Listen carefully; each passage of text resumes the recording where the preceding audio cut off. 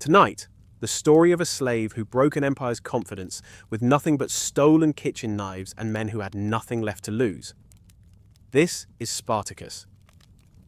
In the summer of 73 BC, in the southern Italian city of Capua, 78 men broke out of a gladiator training school using kitchen implements. Knives, skewers, cleavers, stolen from the school's cookhouse. They fought through the guards, seized a wagon of gladiatorial weapons passing through the streets, and escaped into the Italian countryside. The school belonged to a man named Lentulus Batiatus. It was not a prison in the way we imagine prisons. It was a business. Gladiators were investments, purchased, fed, trained, and maintained like racehorses. A skilled gladiator could be worth the equivalent of a modern luxury car. Batiatus had roughly 200 men in his facility. He lost 78 of them in a single afternoon. The Romans did not panic. Why would they? Slave escapes happened. They were an inconvenience, not a crisis. The local militia would round them up, make an example, and business would continue. Rome had been running on slave labor for centuries. The machinery was efficient. The machinery would handle it. The machinery was wrong. The man who organized the breakout was a Thracian named Spartacus. Almost everything we know about him before the revolt is guesswork built on fragments. Plutarch, writing over a century later in his Life of Crassus, says Spartacus was a man not only of high spirit and bravery, but also in understanding and gentleness superior to his condition. Appian adds that he may have served as an auxiliary soldier in the Roman army before being enslaved, meaning he had been trained by the same military he was about to fight against. His wife was with him at the school. Her name is not recorded. Plutarch mentions her only once, noting that she was a prophetess who followed the rites of Dionysus, and that when Spartacus was first brought to Rome to be sold, a snake coiled around his face while he slept. His wife interpreted this as a sign that he would achieve great and terrible power that would end in disaster. She was right on every count. Two other leaders emerged alongside Spartacus: Crixus, a Gaul, and Oenomaus, a Germanic fighter. The three of them divided command of the growing force. And it was growing fast. Because the thing the Romans had not anticipated, the thing that would turn a kitchen knife breakout into a crisis that threatened the Republic itself, was that the Italian countryside was full of people who wanted to join. The economy of late Republican Rome ran on slavery. Estimates vary, but somewhere between 1/4 and 1/3 of the population of Italy in 73 BC was enslaved. They worked the farms, the mines, the households, the construction sites. They had no legal rights. They could be beaten, raped, tortured, and killed without consequence. The poet Juvenal would later describe a Roman matron ordering a slave crucified for no particular reason, and when asked for a justification, replying, "Is a slave a man? He has done nothing, you say. I say it. I will it. Let my will be reason enough." Into this landscape walked 78 armed men who had just proven that Rome could be defied. Within weeks, hundreds had joined them. Within months, thousands. Field slaves from the great agricultural estates of southern Italy, men who had been worked nearly to death harvesting grain for owners they had never met, dropped their tools and walked toward the rumor of a Thracian with a sword who was killing Romans. The Senate finally took notice and sent a praetor named Gaius Claudius Glaber with 3,000 militia to deal with the problem. Glaber found the slaves camped on Mount Vesuvius and set up a blockade at the only path down the mountain. He settled in to starve them out. It was a reasonable strategy against an untrained mob on a mountaintop with no escape route. Spartacus made an escape route.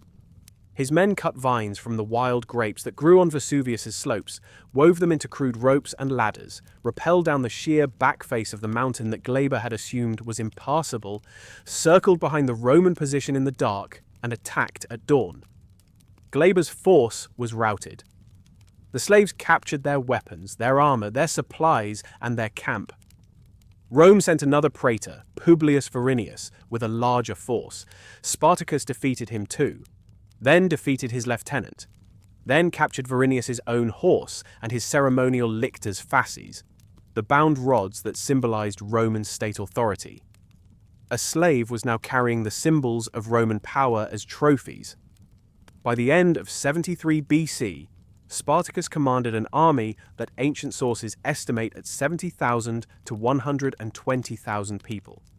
Not all of them were fighters. The army included women, children, and elderly, entire slave communities that had joined the march. But the core fighting force was substantial, organized, and increasingly well-equipped with captured Roman weapons. And here is where the story becomes more complicated than the legend allows, because Spartacus had a strategic vision that most of his followers did not share. According to both Plutarch and Appian, Spartacus wanted to march north, over the Alps, out of Italy, and back to Gaul and Thrace, where the freed slaves could disperse to their homelands. He understood, with a clarity that suggests genuine military education, that no slave army could hold territory inside Italy indefinitely. Rome's resources were effectively infinite. Every victory the slaves won would be answered by a larger army. The only winning move was to leave. Crixus disagreed. He wanted to stay in southern Italy, raid the wealthy estates, enjoy the plunder, and punish Rome for what it had done to them. The argument was not just strategic, it was philosophical, though neither man would have used that word. Spartacus was fighting for freedom. Crixus was fighting for revenge. Freedom required escape. Revenge required staying. The army split. Crixus took roughly 30,000 Gauls and Germans south. Spartacus marched north with the main force.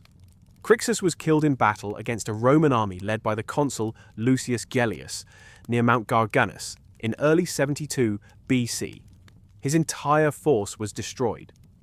Spartacus, upon hearing the news, held funeral games in Crixus's honor, forcing captured Roman soldiers to fight each other as gladiators. The slaves made Romans do what Romans had made slaves do. The symbolism was deliberate and devastating. Spartacus continued north. He defeated the consul Gellius, he defeated the consul Lentulus, he defeated the governor of Cisalpine Gaul. He reached the foot of the Alps in the summer of 72 BC. The road to freedom was open. He turned around. Why Spartacus did not cross the Alps is one of the great unanswered questions in ancient history. No source explains it convincingly. Plutarch suggests his army, swollen with confidence from its victories, demanded to stay and fight. Appian says Spartacus considered himself strong enough to march on Rome itself. Some modern historians speculate that the Alpine passes were too dangerous for an army burdened with non-combatants. Women, children, the elderly who had joined the march. Whatever the reason, the decision was fatal.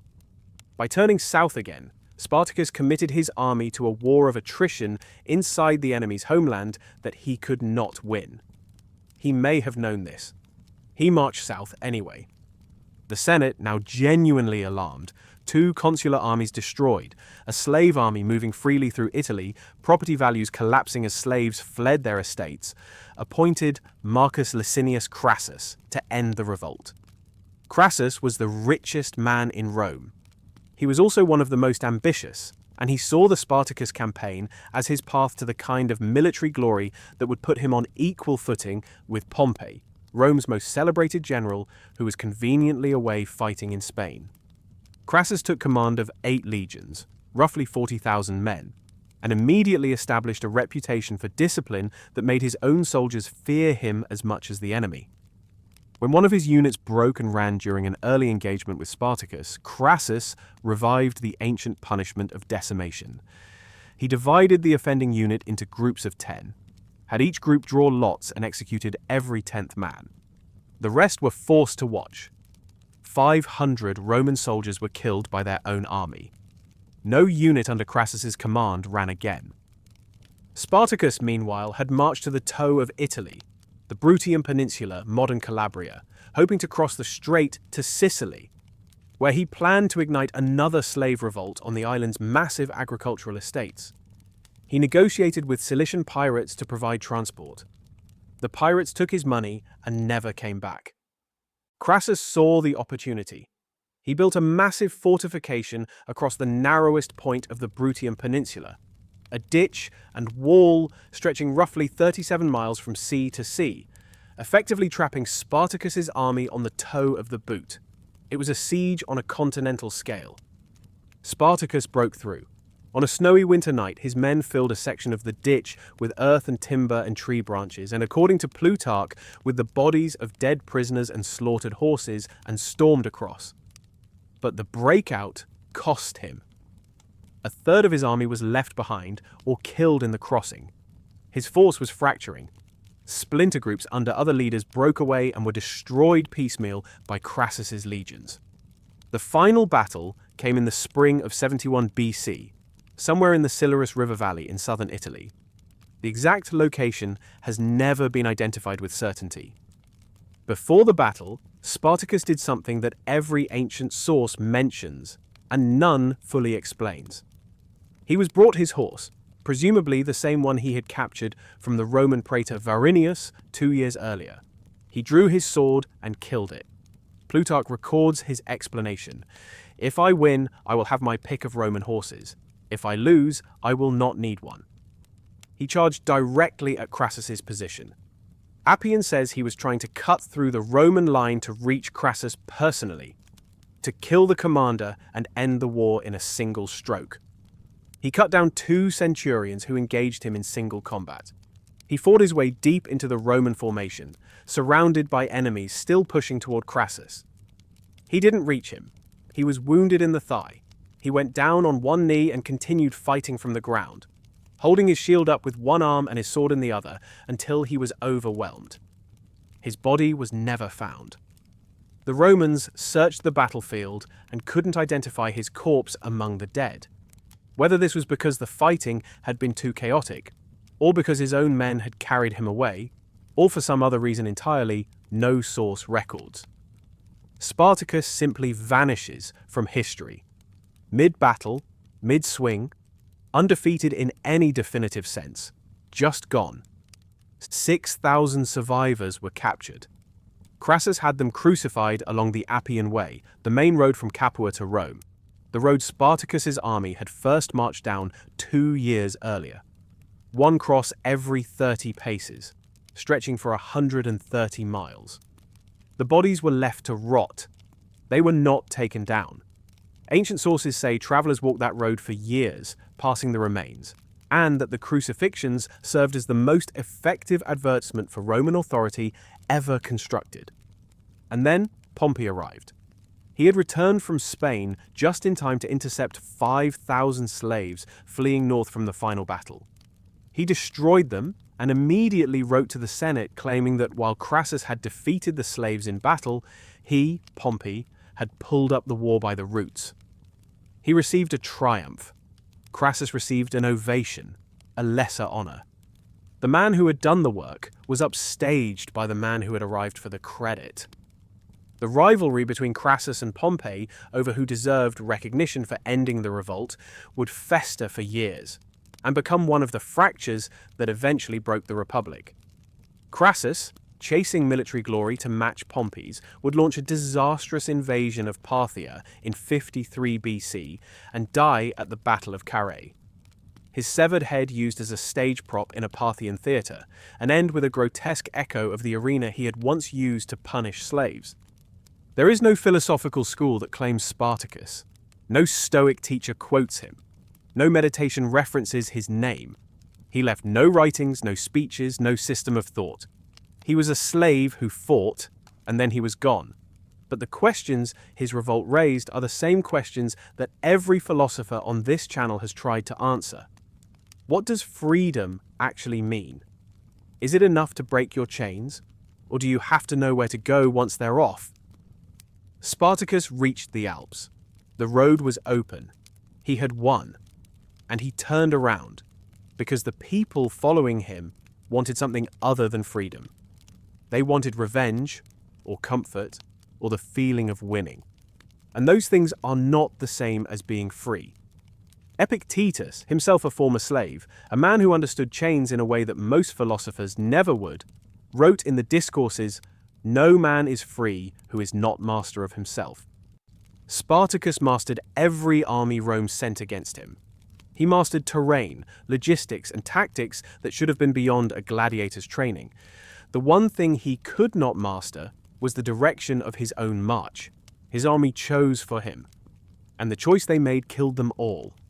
The Appian Way still exists. You can walk it today. The stones are the same stones.